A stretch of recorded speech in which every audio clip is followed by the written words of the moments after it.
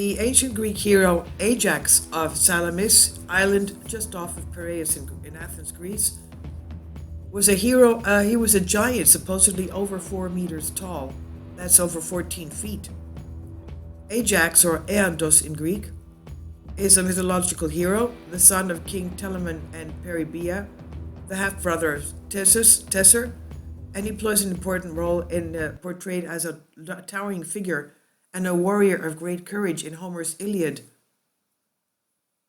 and a series of epic poems therein concerning the Trojan War. He's also referred to as Telamonian Ajax, or Ajax the Greater, Ajax the Great, which distinguishes from Ajax the son of Aeolus, also known as Ajax the Lesser. Now, we know that even from in the Old Testament, it's written in the Holy Bible, that the Philistines were giants. We know one of the Philistines from the story of David and Goliath. Goliath was a Philistine, 6 fingers on each hand, 6 toes on each foot, and he had 5 brothers, all as tall and huge as him, and they were Philistines, and these Philistines supposedly came from the island of Crete. They were Cretans. So we do have ancient giants in ancient Greece. Now, the issue of Ajax has not been addressed, and it should be. This hero of Salamis in the Trojan War was a giant and the subject of the giant. According to the undeniable Pausanias, Ajax the Greater's knee pads were exactly the size of a boy's pentathlon disc. A boy's disc was about 12 centimeters in diameter. That's about 5 inches, while a normal adult patella is about 5 centimeters. And with simple analogy, the simple mathematics tells us that Ajax was about 4.3 meters tall, about 14 feet tall.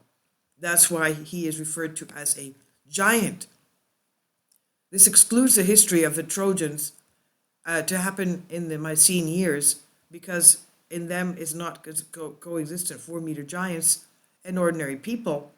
This was the case in much earlier times in Paleolithic, about 25,000 years ago, but the subject of giants is a taboo subject for archaeology and anthropology, as we know. It's well known, though, after the burial of Hector, Achilles goes around the walls of Troy saying that the destruction of the city is coming. Kindly support my Patreon account.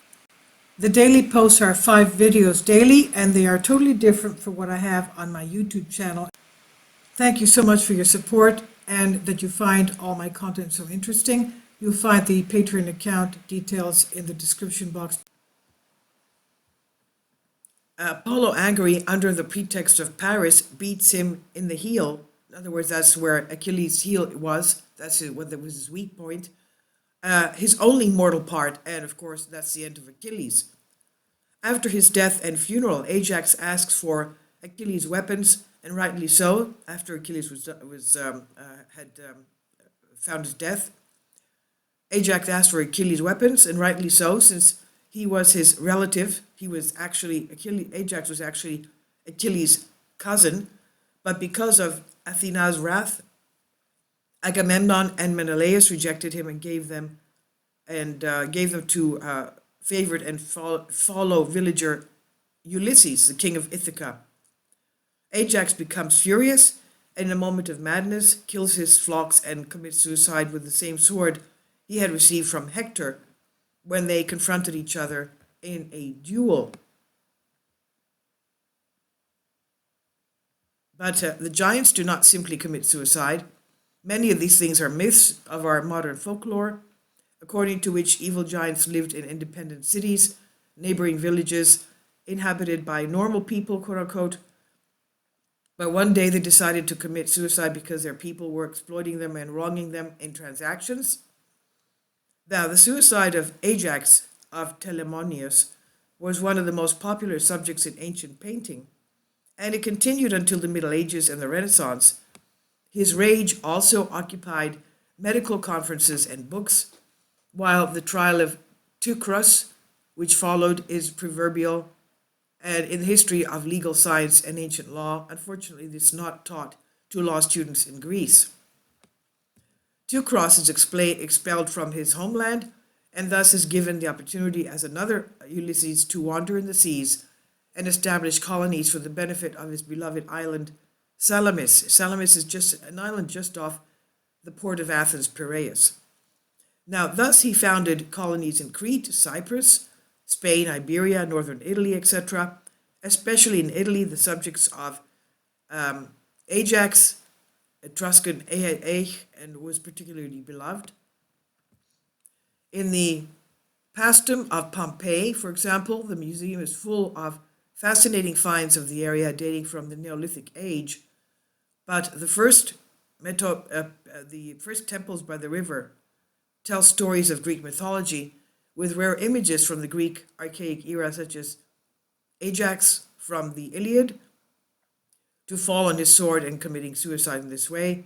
The important thing is the right proportions.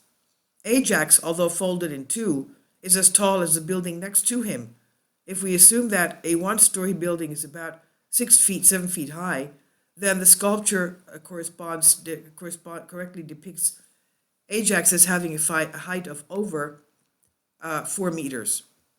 Now, the reason for this was given to me by a beautiful Etruscan red figure goblet crater of 400 BC, the height of about 40 centimeters. It was for wine, from the vase, which now exists in the British Museum of London.